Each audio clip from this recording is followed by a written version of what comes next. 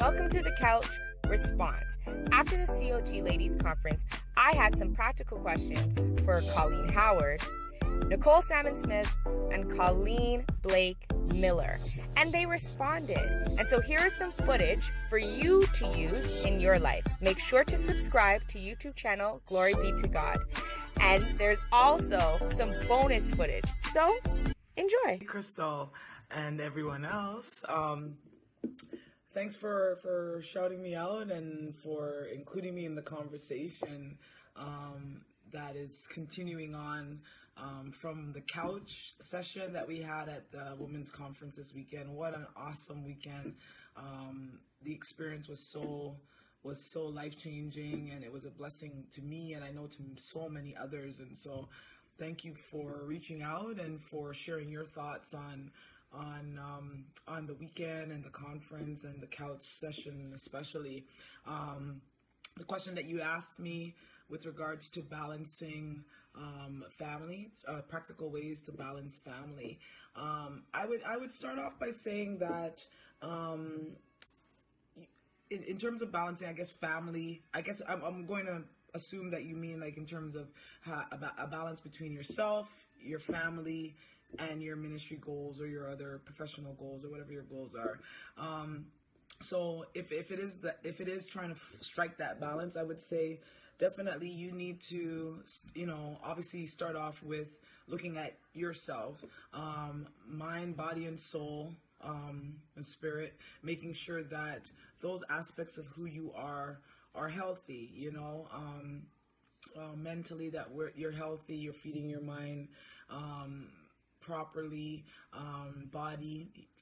feeding the body properly, taking care of yourself, and also for your spirit, your relationship with God and spending that time with Him, and making sure then, of course, you are sound and you're whole. There's so much that could be said about that, but just kind of giving a short answer. But definitely yourself, and then your family. So you're a wife and you have children, and for those who are married and have children, we know that our husbands, our spouse is the relationship that we have with our spouse is important, as a foundation for our family. God is the foundation, but our marriage is really the next relationship that needs to be healthy, that needs to be strong. And so investment into the relationship with your spouse, your husband, is important. Spending that quality time, exercising great communication, meeting each other's needs and really investing in that relationship, because then together, if your marriage is strong and it's healthy, then together as parents, you can both parent and take care of the children. And so that's where then the children come in terms of, their needs and their, the responsibilities that go along with, raising children. I know you have a young one and a teenager, so the gap is big, and that can, be challenging sometimes, just because the needs are different. But I believe that together, yourself and your husband, as parents, we can work together to meet the needs of our children and to parent them the best way that we can. And then lastly, our ministerial or business goals, things that we want to see accomplished or dreams that we have, then those, prioritizing those things. One thing that I can say is that the seasons that we're in, different things will be done during the seasons that we're in. When our kids were much younger, we weren't doing half of what we're doing now. We were still busy doing a lot of other things, but because they were younger, they required more of our attention. And so at the time, I would get, different ideas and visions and things about what I'd want to do, but I wasn't able to really fully, pursue those things at that time because of the stage of life that our kids were at, and they needed us. And so parenting, it's a sacrifice, and at that stage, we made sure that we were there for them. Now that they're older, we're a bit there's a bit more time for us to be able to pursue other goals and to be more active in ministry. And so I would say that let your seasons, enjoy every season. Sometimes we always look ahead to where we want to go, and not pay much attention to where we are right now. And God has you where you are right now, for a reason. And so it doesn't mean that having the desires and the goals for the future, that you won't have time to achieve those goals, or that you won't have time to attain those goals. It just means that the timing is going to be based on the season that you're in.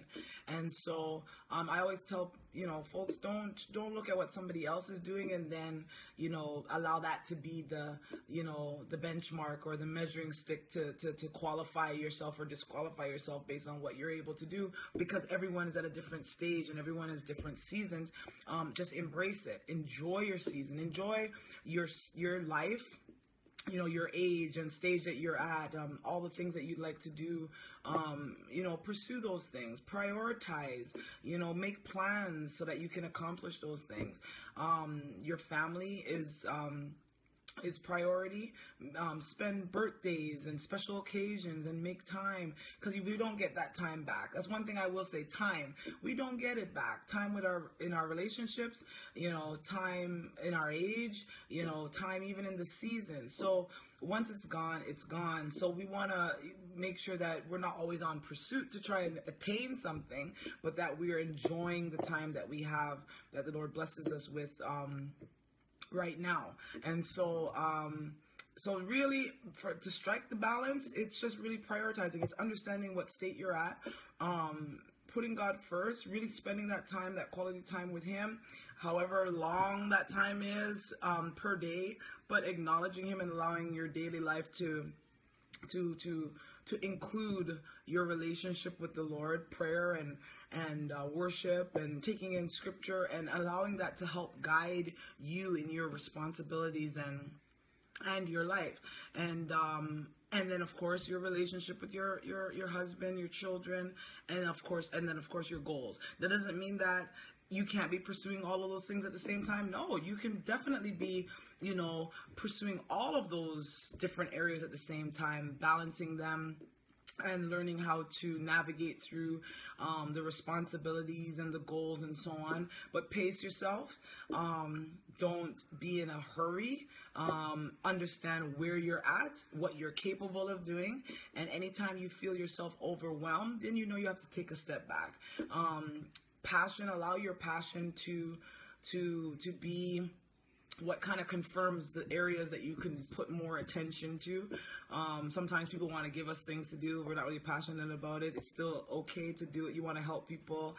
But really but sometimes it's okay to say no. It is okay to say no. But allow your passion to help guide what you do get yourself committed to and involved in. So it's a very short answer to your question, but I hope it helps. So much more that can be said about each, but I think it's prioritizing, knowing what state you're at, your responsibilities that you have, how you're going to be the best you can be the best wife you can be, mother you can be, and also pursue your personal goals as well. So there is no cookie cutter solution to everyone, but it's really to know that the time that I have is important, and I want to prioritize, and I want to make the best use of all my time. So I hope that helps. Feel free to ask any other questions. Let the conversation continue. All right. God bless you. Hey, Melanie. Again, thank you so much for your question. I love the follow-up and the extension of the couch.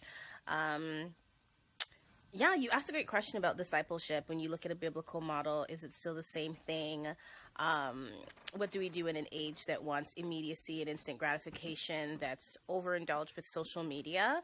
Is the model the same? I say the answer is yes to all of those questions. Yes, the same with elements of innovation. So I think that while we don't have the opportunity to live in people's homes and journey with them every day like the disciples did with Christ, I think what they were exposed to it was partially about how much time was spent together, but I think the key principle was relationship and the immersion in teaching and practical living. And so we can extract the principles out and come up with innovative ways to re-implement it when we look at discipleship and or mentorship in our modern age. And I say use social media.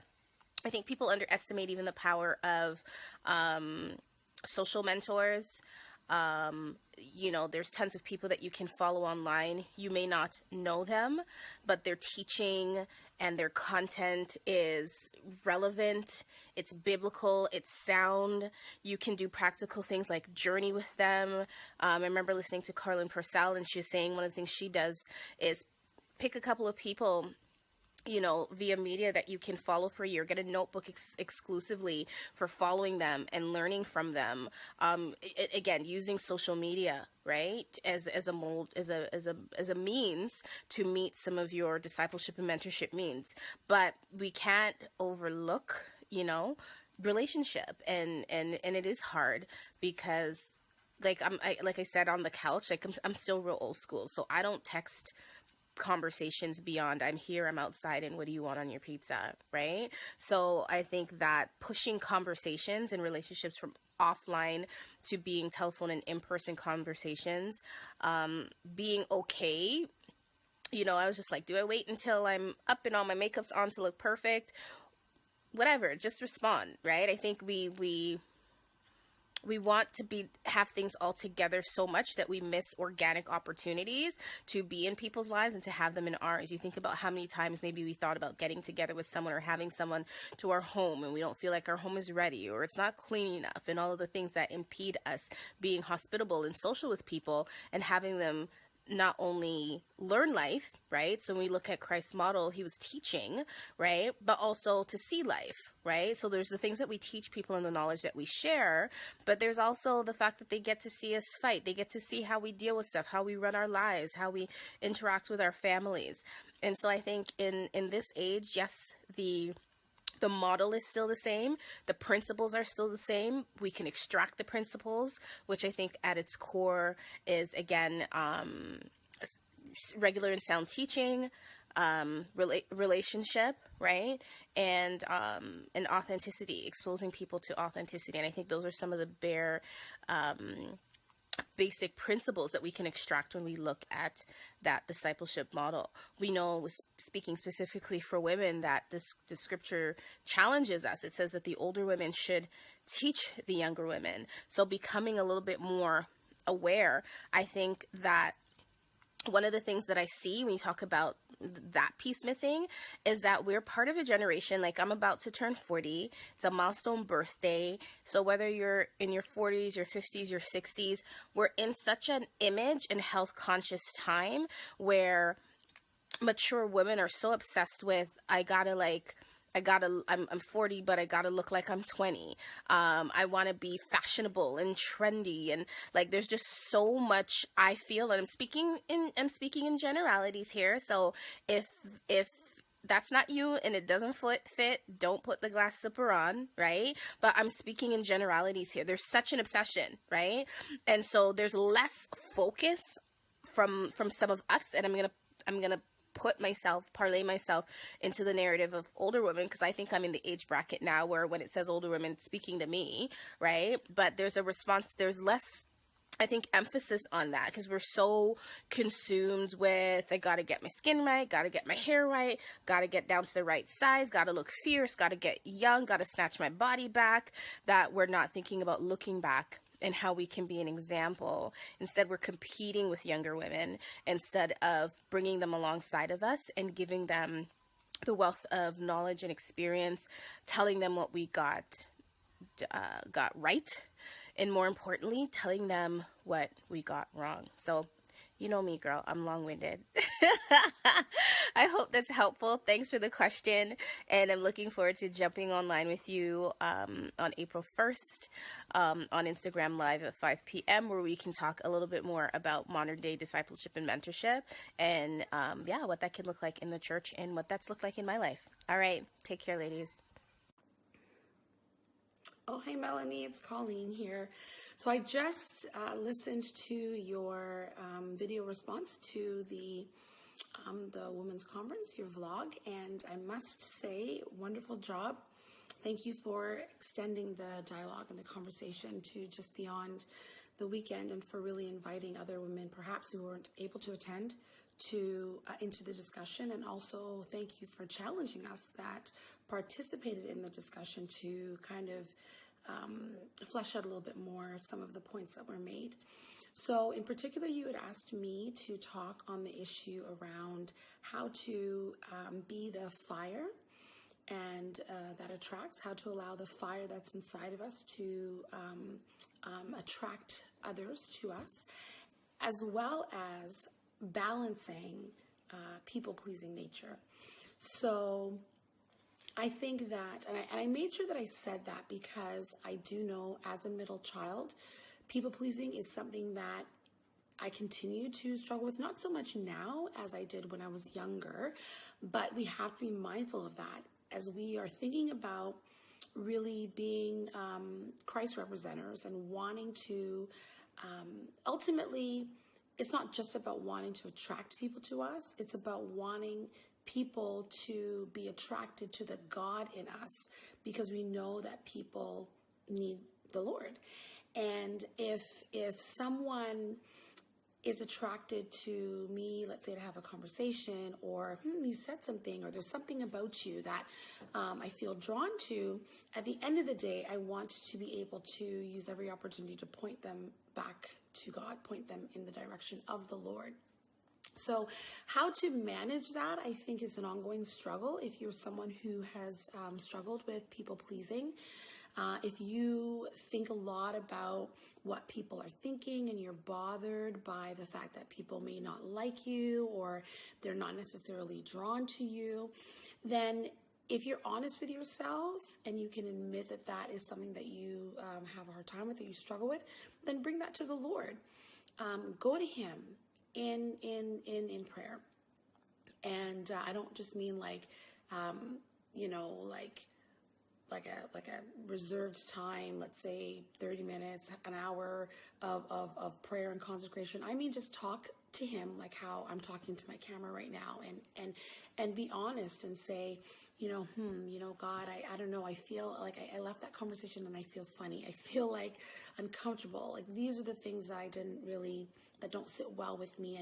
And in time, as you continue that dialogue with yourself and with the Lord, He will reveal to you that, maybe the thing that you're uncomfortable about, feeling about, is that they just aren't like, maybe they don't really, they're not, interested in what you have to say, or maybe they're not, drawn to you, and that bothers you. And that's still, I'm 40 years old and I still am bothered by that.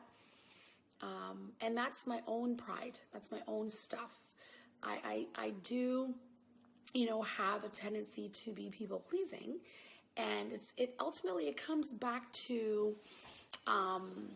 I don't know, I think that there's a little bit of, it's connected to self-confidence, self-worth, a little bit of pride, like just wanting people to admire you, or wanting people to like you, or wanting people to value what you have to say. And ultimately, the main source of all of those things should be God. God should be the one who I really look to affirm me and to validate me and to remind me that I am enough. So when you look to other people, sometimes you're going to find people that do admire you and they value what you have to say.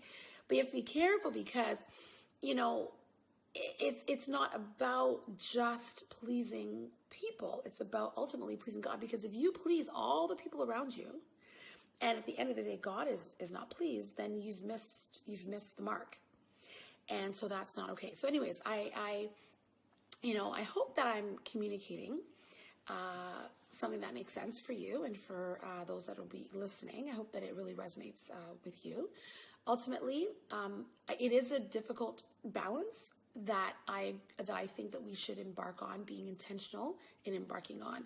when you as a believer are interacting with other people, I do believe that there should be a sweet, it should be a sweet exchange. I think that we need to be intentional about allowing our experiences with other people, allowing that to be a positive experience for them. And what you need to check, or what we need to continue to check, is to ensure that the main force, the driving force, isn't going to be that I want them to walk away feeling 100% pleased with me, as much as I want to walk away and know that God is pleased with me. All right, so that's my spiel. Thank you, Lyra. That's my spiel about that. It wasn't specifically geared to anyone. I think it was general, was with regards to the Proverbs 31 woman, and feeling like I don't even know if I want to aspire to be her, because she just seems like she's overworked. So what I would challenge with regards to that, and I hear you in that regard, is God has not given us the scriptures and the word and these examples to stress us out. So if you feel stressed out by reflecting on Proverbs 31, then we need to maybe take a deeper look at it. And I think perhaps if you look over the course of the life of the Proverbs 31 woman, she was someone that was able to accomplish those things. I don't think that if we took a slice out of her day, she would be accomplishing all of those things, or even her month, she would be accomplishing all those things, or even her year. We have a time on earth that God has given us to accomplish those many things that he's called us to do. Don't feel stressed to have to do it all today, or within this week, or within this year. I believe in mapping out our goals and bringing it to the Lord with the help of the Holy Spirit. Obviously, whatever he's putting in your heart. All right, God, these are some of the things that I feel that you're leading me to do. These are the responsibilities that I have. So obviously your marriage, if you're married, is going to be priority one. Taking care of your children is actually priority two.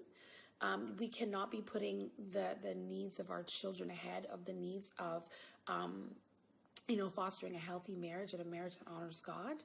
That's a whole nother topic all on its own.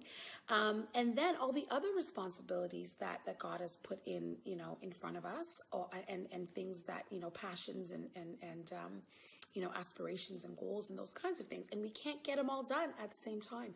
So I would say pace yourself, recognizing what is the pace that is making sense for me, and that honors God and puts him first in everything, and trusting that over your lifetime he will give you the strength to really be a good steward of all that he has put inside of you.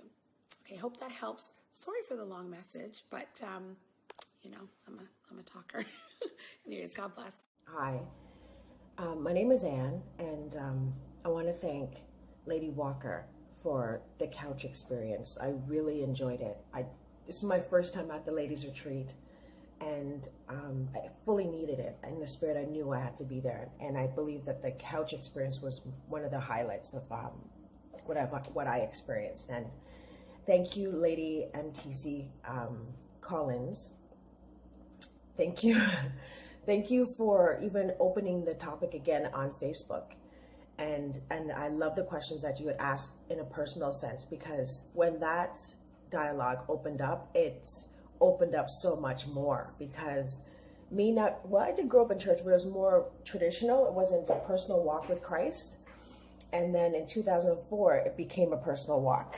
And even in that, I noticed that people were more perfected. People were, I don't go through that. And it was just like a stature or a position. And it caused me to even hesitate to ask questions, especially coming from the world. And so when we have little groups and topics amongst each other, there was progress, especially with people coming from the world. They want to be able to be transparent, right? So that dialogue that it brought to a higher platform, coming from pastors and bishops, and it meant so much more, because we do need to hear others' testimonies, and I think that sort of digressed in the church. That's another thing I would like to say. But anyhow, going back to the couch experience, there were some questions I wanted to ask. I was just overwhelmed by it being opened up. Like that was needed. Like it's still needed. And I hope we continue this in our churches as they were speaking. And I have to agree that there was deliverance. There was so much going on when that happened. And for me, it was just like, oh my, like, you know, even when, if I can go into, okay, so let me go straight to my question. Okay, so everyone, Sister Colleen and everyone that was sitting there spoke from a personal experience, which we all need to hear. And that's, you know, with a testimony or, you know, things that have gone on in their lives so that we can relate. And I think that that conversation is great because we need to somewhat relate. We all came from somewhere. And so where I came from, I always felt hesitant to even talk to people, even though I know some people have been through it, and I've been delivered and set free, but talking about it and having someone say, shh, don't, has happened to me. So anyhow, my question is, because I'm divorced and I have children, and I want to get married again, and I don't necessarily have a mother figure or a mother that's saved or anyone to look up to. I do have my first lady that I do look up to, but it's not like I have a personal walk with her where I can call her all the time and ask these questions. And I love the fact that when you guys were addressing situations that you gave us attainable, practical ways of overcoming it and dealing with it. So for me, my question is, I want to get married again, and I want to be able to, and I'm reading the word and understanding that, but applying it and someone being an example in front of my life would help, right? And I've also prayed for that, and I am waiting for that, but at the same time, having that alone time with the Lord as He fixes me in order to be married again. My question is, how would I go about preparing myself physically for marriage? And coming from, well, you know what? If He's saved, He's gonna receive my children the same way. I believe that. I guess practically staying in my lane, doing what God has called me to do, and loving my partner, loving my, you know, the person that's covering me. I need to learn how to maintain that balance because I was so overworked when I was in my other marriage that I totally didn't even see it. So those are things that, yes, I learned from. I don't want to do it again, but I need some practical ways of doing it now. So that's my question. I know I'm rambling on. It's like 4 minutes. I think I should cut this short because I'm going on and on. But I just want to say thank you so much. That was a highlight of the women's retreat. I would definitely go again, or even get the recording and send it out to other people, because that's the topic that needs to be brought up often. Like even just the ladies group, just to sit and talk in your own church and have that moment, because transparency is the best. It heals. Anyhow, thank you so much. Signing off, Lady Ann. So thank you, the one and only Anne, for your question around preparing for marriage, and more specifically preparing for remarriage after a divorce. And I think, without turning this into a lengthy coaching session, how do you prepare for marriage as someone who's newly married myself, especially when you're coming out of an old relationship? I think that the two key things that come to me is just really, and I think Pastor Colleen already answered some of this so brilliantly, but paying attention to what did it teach me about myself? I think when a relationship doesn't work, we spend so much time rehearsing all of the problems and the thing that was wrong with the other person that we don't take the time to learn about what it told us about our limitations and our growth areas and the things that we need to fix about ourselves and get correct. So relationships are mirrors. They're a great opportunity to reflect back to us who we are, not to necessarily use it as a microscope to be like, here are all the things that was wrong with him, and now I'm going to choose somebody completely differently. I think the greater question is, what did it teach me about myself? What did it teach me, number two, about my ability to choose?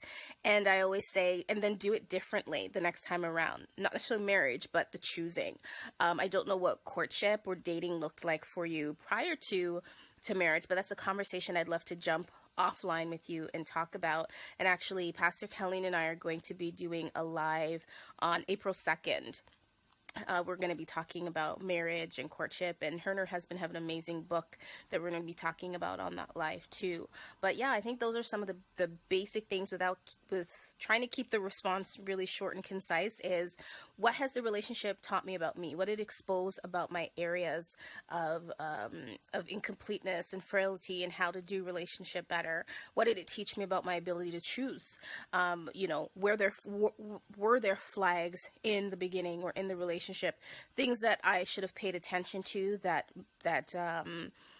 was an indication that maybe this wasn't a good choice. Sometimes it wasn't even that the choice was wrong, but sometimes we go into relationships without having the skills and the community. I really believe in doing relationship and community to really survive the challenges of marriage. Marriage is hard work. I know theoretically we know it, but girl, marriage is some hard work, and there is a warfare against marriages that comes against the union of marriage, because it's really a powerful covenant.